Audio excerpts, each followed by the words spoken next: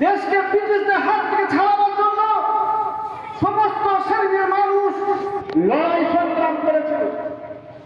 মোহাম্মদ আলী শওকত আলীর নাম জানেন, আলী ভাতৃত্বদল নামে ইতিহাসে লিখিত রয়েছে। তারা সেদিনে জীবন বিসর্জন দিয়েছে। কাসেম নানচুম্বি এবং হোসেন আহমদ বাজার থেকে শুরু করে ব্রিটিশদের বিরুদ্ধে সোচ্চার হয়েছিল। ফুরফুরা যুবপুরুষ মুরাদুজ্জামান বাবা হুজুর কেবলার ব্রিটিশদের বিরুদ্ধে যে ভূমিকা অনস্বীকার্য, এটা জানি না পরোক্ষ একটা পরোক্ষ আছে, পরোক্ষভাবে কিনার ভূমিকা অনস্বীকার্য। কুলতার হাজরাকে সেদিনে লড়াই রণকৌশলে ব্রিটিশদের বিরুদ্ধে দিয়েছিলেন। অনেক ওলামায়ে সমন্বয় আলোচনার মধ্য দিয়ে ইতিহাস আজকে মূল্যায়ন করলে তবেই নতুন প্রজন্মের ছেলেরা জানবে যে সেদিনে শুধুমাত্র পুরুষরা নয়, নারী ডাক্তার সংগ্রাম লড়াই করেছিল। বলতে হয় মোহাম্মদ আলী শওকত আলীর মা আমেনা বিবি সেদিন আমেনা বিবি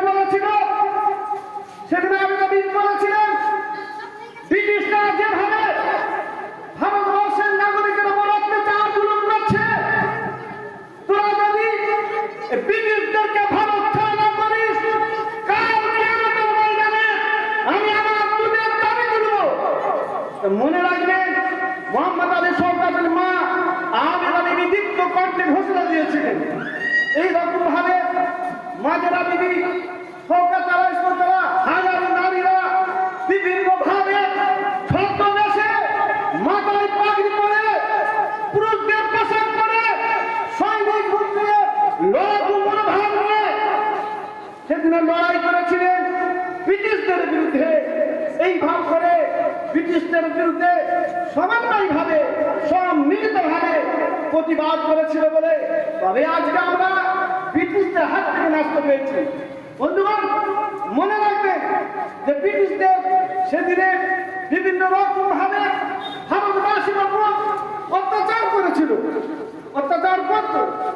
তাদের জমি, তাদের বাড়ি ঘর, তাদেরকে মেরামত করে, তাদেরকে খাটিয়ে, তাদের জমি দখল করে, নীল চাষ করে, নীল পানি দিত, বাক্সবন্দি করে, যে নীলটা বাংলার বুক থেকে বিদেশে পাড়ি দিত, যে নীল বাক্সবন্দি হয়ে বাংলা থেকে বিদেশে পাড়ি দিত, এমন কোন বাক্স যেত না যে বাক্সটাই বাংলার মানুষের রক্তে লাল লাল হয়ে রঞ্জিত হতো না। বন্ধুগণ, এমনি ভাবে ব্রিটিশরা নানান ভাবে বাংলায়, ভারতবর্ষে মানুষের উপর, নাগরিকের উপর জুলুম করত এবং ঘোষণা দিয়েছিল ব্রিটিশদের এক নেতা যে মাথায় টুপি, মুখে দাঁড়ি, পরনে পরবী দেখতে তাদের হত্যা করো। দিল্লির ওই রাস্তা খুঁড়ে দেখা হয়, এখনো বুদ্ধ পাওয়া যাবে, আলেমদের রক্তের গন্ধ পাওয়া যাবে। যত গাছ ছিল রাস্তার ধারে, সমস্ত গাছে বাংলার মানুষের ওলামায়ে কেরামদের জীবনকে হত্যা করে, তাদের জীবনকে শহীদ করে, ছাল ছাড়িয়ে প্রতিটা গাছে লটকে দেওয়া হয়েছিল। কাতারে কাতারে সমস্ত আলেম ছিল। আলেমের জীবনের বিনিময় তবেই ব্রিটিশদের হাত থেকে এই ভারতবর্ষকে স্বাধীনভাবে ছিনিয়ে নেওয়া হয়েছিল। ব্রিটিশরা যেতে পরাস্ত হয়েছিল, ব্রিটিশরা ভারত ছাড়তে বাধ্য হয়েছিল। এই ওলামায়ে কেরামদের জোরদার আন্দোলন, জোরদার প্রতিবাদ ছিল। বন্ধুগণ, তাই বলতে হয় যে আপনি জেনে রাখবেন, যেমন আপনার দেশকে ভালোবেসে ভগৎ সিং, ক্ষুদিরাম বসু, মাতঙ্গিনী হাজরারা জীবন দিয়েছিল, তাদের হাত থেকে যেমন তারা ছিনিয়ে নেওয়ার সংগ্রাম করেছিল, ঠিক তেমন মনে রাখবেন আপনার পূর্বপুরুষরা কেমন রক্ত দিয়েছিল, তাদের রক্তের বিনিময় তবেই ব্রিটিশদের থেকে এই ভারতবর্ষ স্বাধীনতা পেয়েছে। বলতে হবে যে আলেম, যে ওলামায়ে কেরাম, তারা বিভিন্ন ভাবে কবিতার মধ্য দিয়ে, লেখনের মধ্য দিয়ে, শারীরিক কসরতের মধ্য দিয়ে বিভিন্ন রকম ভাবে বিভিন্ন কৌশল অবলম্বন করে ব্রিটিশদের বিরুদ্ধে সোচ্চার হয়েছিল এবং একে একে অনেক লড়াই অনেক সংগ্রাম করতে হয়েছিল, যে সংগ্রামের মধ্য দিয়েই ব্রিটিশকে বিতাড়িত করতে পেরেছিল সেই সময়কার সমস্ত ওলামায়ে সেসব জেল খেটেছে। অনেক ওলামায়ে কেরাম নির্দোষ, তারা নিরুপায় হয়ে মিথ্যাভাবে তাদেরকে জেল খাটানো হয়েছে। চাপত্থানেশ্বরী এরকম ভাবে অনেক ওলামায়ে কেরাম তারা জীবন দিয়েছে, জেল খেটেছে। আমি লম্বা চড়া করছি না, কারণ আরো অনেকেই আছে।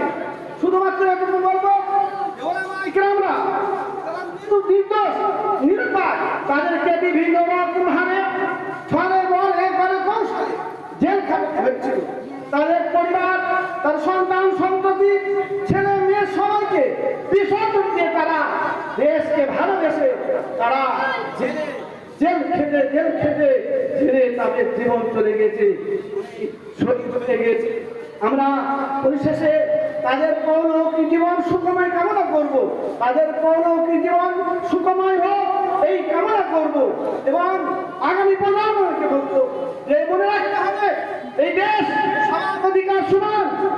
একটা অংশ যাদের কোনো দাঁত পাত নেই, তারা বিভিন্ন রকম ভাবে একটা হিংসার বার্তা ছড়িয়ে দিচ্ছে। মনে রাখতে হবে, আপনার কাছে যেমন আপনার মসজিদটা প্রিয়, ঠিক তেমন হিন্দু সম্প্রদায়ের কাছে মন্দিরটাও প্রিয়। আপনার কাছে যেমন আপনার মসজিদটা প্রিয়, খ্রিস্টান সম্প্রদায়ের কাছে তাদের গির্জাটাও তেমন প্রিয়। এটা কখনোই কাম্য নয় একটা উপসরণের উপরে হামলা করা। যে সম্প্রদায় করুক, তারা মানুষ বলে জাত নয়, মানুষ জাতের তারা পায়নি। সুতরাং এর বিরুদ্ধে আমাদের সোচ্চার, এর বিরুদ্ধে আমাদের রুখে দাঁড়াতে হবে যে সাম্প্রদায়িক শক্তি কখনো মাথা চালা না যায়। সম্প্রীতির লক্ষ্যে আমরা যেভাবে আজকে চলেছি, সমস্ত শ্রেণীর মানুষ সকলকে সম্মিলিতভাবে এবং সম্প্রীতির থেকে আমাদের এগিয়ে যেতে হবে। আগামী প্রজন্মের কাছে এই বার্তা দেব। এই গুটিগত কথা বলেই সীমিত বক্তব্যের এখানে জবই কাটালাম। আমা আলাইনা ইল্লাল বালাগ।